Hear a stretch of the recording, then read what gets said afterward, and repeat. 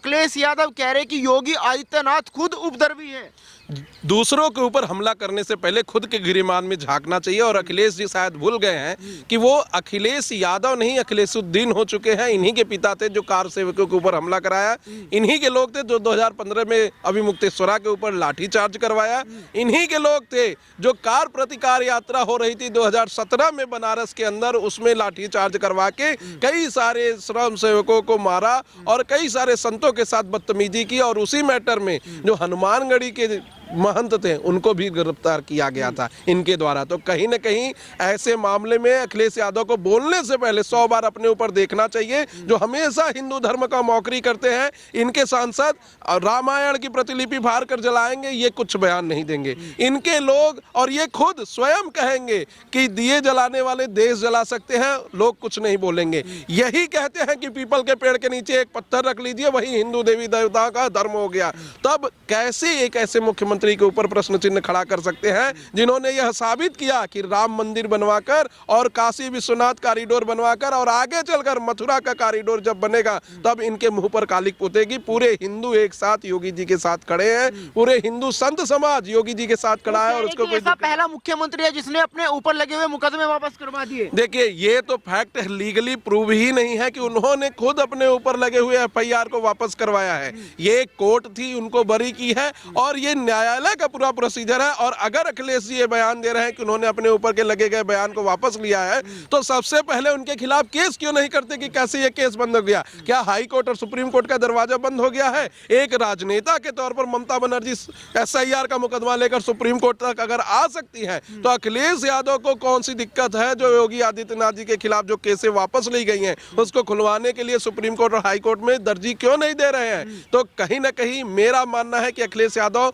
पूरी तरीके से मानसिक रूप से विक्षिप्त हो चुके हैं, क्योंकि वो जानते हैं कि 2027 में भी वो चुनाव जीतने वाले नहीं हैं और आगे चलकर ये रोना रोएंगे SIR का और EVM के हैक होने का, क्योंकि इनके पास मुद्दा नहीं है। वो PDA की बात करते हैं, लेकिन जमीन पर जब PDA की बात होती है तो कहीं नहीं आते हैं। अभी UGC के कानून में अभी अखिलेश यादव जी का क्या स्टैंड है उसमें कहीं से भी वो क्लियर नहीं है। वो UGC के साथ है कि UGC के खिलाफ है, PDA वालों को अभी यही नहीं बताया, तो दूसरे की क्या बात करें? तो कहीं ना कहीं योगी जी के खिलाफ ऐसे पर्सनल कमेंट करना अखिलेश यादव की आदत बन चुकी है। और यही पूर्व मुख्यमंत्री अखिलेश यादव हैं जो योगी जी के घुसपैठिया भी कह रहे हैं। तो आप तो बनारस की गलियों में खेले, कह रहे कि 100 से ज्यादा मंदिर योगी ने तोड़ दिए जब से वहां पे आए। देखिए, मैं बनारस का इस महीने 2 बार विजिट कर चुका हूं और मैंने जाके सारी चीजें देखी। जो ये फैक्ट लगा रहे हैं कि अहिल्याबाई का मंदिर तोड़ दिया गया, ऐसा कुछ नहीं है। जिस दिन यह आरोप लगा था उसके अगले दिन वहां जलाभिषेक करने के लिए माननीय मुख्यमंत्री जी पहुंचे थे। कोई मंदिर को तोड़ा नहीं गया है। जो बीच में मंदिर आए हैं उनको पूरे पंडितों के द्वारा, ब्राह्मणों के द्वारा पूरा क्रिया करा के उनको उठाया गया है और जब वो डेवलप हो गया है तो फिर वहां उन्हें पूरी क्रिया के साथ स्थापित किया गया है। तो कहीं ना कहीं ऐसे आरोप लगाना बहुत ही गलत है। और मैं खुद एक बनारसी हूं, मैं जानता हूं कि बनारस में कहीं भी कोई भी तोड़फोड़ ऐसी नहीं हुई है। दाल मंडी में लगातार बुलडोजर चल रहा है। जी, दाल मंडी में अवैध कब्जे पे बुलडोजर चल रहा है। बनारस के सुंदरीकरण के लिए, चौड़ीकरण के लिए और उसके लिए 4 गुना मुआवजा सभी लोगों को दिया जा रहा है जो उसके पहले के निवासी हैं और जो रेंट पे है उनके लिए भी व्यवस्थाएं दी जा रही है। आज गंगा द्वार से जब आप काशी विश्वनाथ के अंदर जाएंगे तो कई सारी दुकानें खोलने के लिए जगह सरकार के द्वारा दी गई है और बहुत कम पैसे में 1500 और 2000 के रुपए के पर महीने रेंट पर वहां पर पूरी व्यवस्था की गई है कि आप अपनी दुकानें खोल सकते हैं। तो कहीं ना कहीं लोगों का ये रोना कि यहाँ से दुकानें तोड़ दी जा रही हैं, आजीविका चली जा रही है या चौड़ीकरण नहीं होना चाहिए या बनारस गलियों का शहर है तो गलियों को नहीं तोड़ना चाहिए। आखिर कुछ सालों पहले, 100 साल या 100 साल पहले ये गलियों का शहर बनाने वाला भी तो कोई होगा।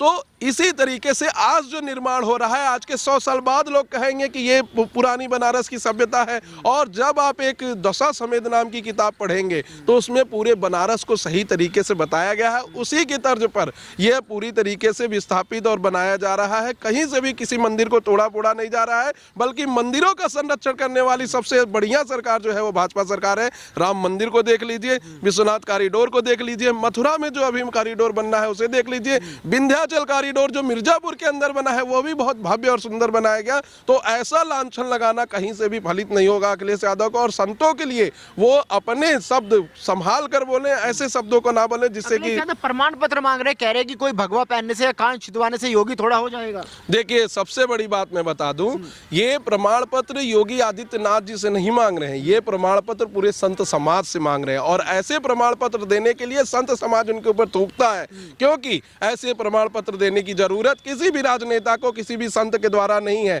संत समाज के पास आपको शिक्षा पाना है, विद्या पाना है, आपको जाना पड़ेगा, न कि किसी राजनेता को उनको प्रमाण देना पड़ेगा कि वो संत है कि नहीं है। और यही अगर प्रमाण पत्र योगी जी से मांगते हैं तो क्यों नहीं अभी मुक्तेश्वरानंद जी से वो प्रमाण मांगते हैं कि कैसे वो शंकराचार्य बन गए। अभी ऑनरेबल सुप्रीम कोर्ट उनके पिटीशन को भी डिसमिस कर दिया और कहा है कि हम इसे पिटीशन को नहीं सुनेंगे जो शंकराचार्य जी लेकर आए थे। दूसरी बात, 2022 से ऑनरेबल सुप्रीम कोर्ट ने उनके पट्टाभिषेक को, शंकराचार्य की उपाधि को ही रोक दिया है। उनके समर्थन में वो खड़े हैं, उनसे कोई प्रमाण पत्र नहीं मांग रहे, बल्कि प्रमाण पत्र उससे मांग रहे हैं जो बकायदा पूरी व्यवस्था के साथ कई सालों सेवा करने के बाद गोरक्षरधाम पीठ का जो है मठाधीश बना है। तो कहीं ना कहीं अखिलेश यादव को समझना पड़ेगा कि राजनीति विकास के मुद्दे पे होगी, युवाओं के रोजगार के मुद्दे पे होगी, महिलाओं की सुरक्षा के मुद्दे पे होगी। योगी आदित्यनाथ जी के ऊपर पर्सनल कमेंट करने से नहीं होगी। और ये अगर ऐसे पर्सनल कमेंट करते रहे तो आगे आने वाले समय में आप देखिएगा, जो ये सीट लोकसभा में जीत कर आए थे उससे कम सीट विधानसभा में जीत कर आएंगे। अभी मुक्तेश्वरानंद कह रहे कि हमें पता चला योगी जी गांजा पीते हैं, गांजा पी के ऐसी हरकतें कर रहे हैं। देखिए, पूरे संत समाज के ऊपर अगर इस समय कोई काला धब्बा है तो वो अभी मुक्तेश्वरानंद जी हैं। वो शंकराचार्य भी नहीं है, वो संत भी नहीं है। और मुझे तो ऐसा लगता है कि कहीं ना कहीं वो अपने गुरु को कर ही अपना शंकराचार्य का पद लिए हैं, क्योंकि किसी भी शंकराचार्य के द्वारा, संत के द्वारा ऐसा हठ मैंने आज तक नहीं देखा। एक भगवा वस्त्र जब धारण करता है कोई भी शंकराचार्य या संत, तो सबसे पहले उस भगवे वस्त्र की निशानी होती है त्याग की। इन्होंने अपने हठ को ही नहीं त्यागा है, माँ गंगा का स्नान नहीं किया सिर्फ इसलिए कि एक मुख्यमंत्री उनसे माफी मांगने नहीं गया, तो कैसे मैं इनको संत मान लूं। दूसरा चीज मैं उनके लिए कहना चाहता हूं कि आप पालकी से होकर उतरकर 10 कदम भी नहीं चल पाए स्नान करने के लिए, और यह उम्मीद लगाकर बैठे थे कि एक प्रदेश का मुख्यमंत्री उनसे आके उनके पैरों में गिरकर माफी मांगे। और आपका हठ इतना बड़ा था कि आपने कमेंट करते रहा लगातार, पुलिस वालों के साथ धक्का मुक्की की, मारपीट की, लेकिन समाज को आगे बढ़ाने के लिए कुछ नहीं किया। आज कितने हॉस्पिटल, कितने स्कूल, कितने कॉलेज अभी मुक्तेश्वरानंद जी के द्वारा चलाए जा रहे हैं, जो वो दूसरे पर हमेशा प्रश्न चिन्ह खड़ा करते हैं। आज तक उनका कोई भी ऐसा बयान नहीं है जो समाज को आगे बढ़ाने के लिए हो। जैसे हमारे वृंदावन के महाराज प्रेमानंद जी करते हैं कि समाज को कैसे आगे बढ़ाना है, परिवार को, भाई को, पिता को, पत्नी को कैसे रहना चाहिए, ऐसा कोई बयान उनके द्वारा नहीं आएगा, बल्कि समाज को तोड़ने का बयान आएगा। ये अभी मुक्तेश्वरानंद जी राजनैतिक व्यक्ति हैं, इनको सिर्फ राजनीति से मतलब है, लाइमलाइट में आने से मतलब है। और मैं तो उन्हें भारत का ट्रंप कहूंगा कि जैसे ट्रंप के पास बुद्धि नहीं है वैसे उनके पास भी बुद्धि नहीं है। सिर्फ और सिर्फ बिना बुद्धि के कुछ भी बयान देना और लाइमलाइट में बने रहने का काम अभी मुक्तेश्वरानंद जी का है। क्या लग रहा है 2027 का मुकाबला क्या वाकई दिलचस्प होने वाला है, जिस तरीके से अखिलेश यादव लगातार कटाक्ष कर रहे हैं? नहीं, 2027 का मुकाबला एक तरफा होगा। योगी आदित्यनाथ जी की अगुवाई में और माननीय प्रधानमंत्री जी की अगुवाई में देश का बहुत ही अच्छा निर्णय प्रदेश का निकलेगा और वही मुख्यमंत्री के रूप में चुने जाएंगे।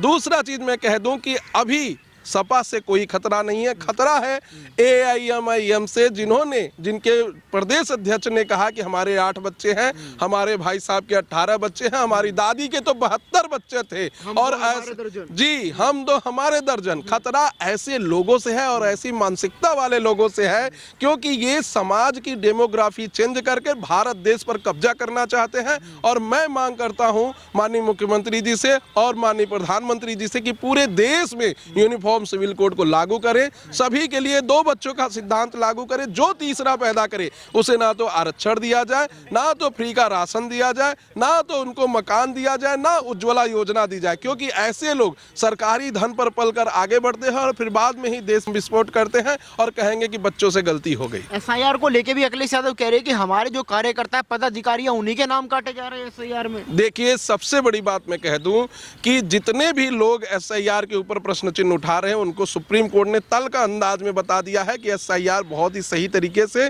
और सही प्रोसीजर चल रहा है। इसमें ममता बनर्जी का जो पिटीशन था उसको डिसमिस भी किया गया और माइक्रो ऑर्गेनिज्म के तौर पर जो देखा जा रहा था उसमें SIR में सभी के नाम उन्हीं के नाम काटे जा रहे हैं जो इस प्रदेश में नहीं है। और 2.5 करोड़ से ज़्यादा उत्तर प्रदेश में नाम कटे थे। डेट को बढ़ाया गया, कई लोगों ने अपने नाम को सुधरवा लिया और कई लोग ऐड भी हुए। और पार्टी स्तर पर भी अखिलेश यादव ने अपने सभी सूक्ष्म कार्यकर्ताओं को, बूथ अध्यक्ष, बूथ के लेवल के कार्यकर्ताओं को एक्टिव किया था और सबको जिम्मेदारी दी थी कि जिनका नाम छूटे आप उनका नाम लिखवा दीजिए। तो आखिर इतनी जिम्मेदारी देने के बाद ऐसे नाम कैसे कट रहे हैं ये तो उनको खुद से पूछना चाहिए। और यही अखिलेश यादव हैं जिसमें एक यादव BLO जो एक्सपायर हो गया था तो बाद में कह दिए कि उससे एक फ़ोन करके OBC लोगों का नाम काटने को कहा गया, इसलिए उसने हाइड कर लिया, जबकि बाद में पता चला कि ऐसी कोई बात नहीं है। तो कहीं ना कहीं हर मुद्दे को राजनीतिक मुद्दा देना प्रदेश के लिए, देश के लिए खतरा है। और ऐसे लोग भी देश के लिए खतरा है क्योंकि ये लोग देश को आगे नहीं पीछे ले जाने का काम कर रहे हैं। SIR ये 8वीं बार हो रहा है, लेकिन जितना हल्ला हल्ली इस बार हुआ, 8वीं बार हुआ, उससे पहले कभी नहीं हुआ। 7 बार पहले भी हो चुका। देश को 75 साल हो चुके। क्या ऐसा मान लिया जाए कि इसके पहले के जितने SIR हुए हैं वो गलत हुए हैं? आज EVM से दिक्कत है, SIR से दिक्कत है, हर महीने चुनाव से दिक्कत है। आप एक देश, एक विधान, एक संविधान को क्यों नहीं मानते हैं? पूरे देश में एक चुनाव को क्यों नहीं मानते हैं? एक ही दिन चुनाव हो, सारा चर्चा ही खत्म हो जाए। अब बंगाल में चुनाव होगा, कोई भी सरकार काम करने जाएगी तो आप कहेंगे कि चुनाव है इसलिए ये हो रहा है। किसी के ऊपर ED CBI का छापा पड़ेगा, आप कहेंगे चुनाव है इसलिए हो रहा है। तो एक विधान, एक संविधान, एक वोटाधिकार क्यों नहीं आप मानते हैं? आप लाइए सुप्रीम कोर्ट में PIL, कहिए कि हम मानते हैं कि पूरे देश में एक बार में चुनाव होना चाहिए। भाजपा तो अपने मैनिफेस्टो में लेकर आई है, उसी मैनिफेस्टो को आप चैलेंज कर दीजिए। ऑनरेबल सुप्रीम कोर्ट सुन के आपके फेवर में कर देगी।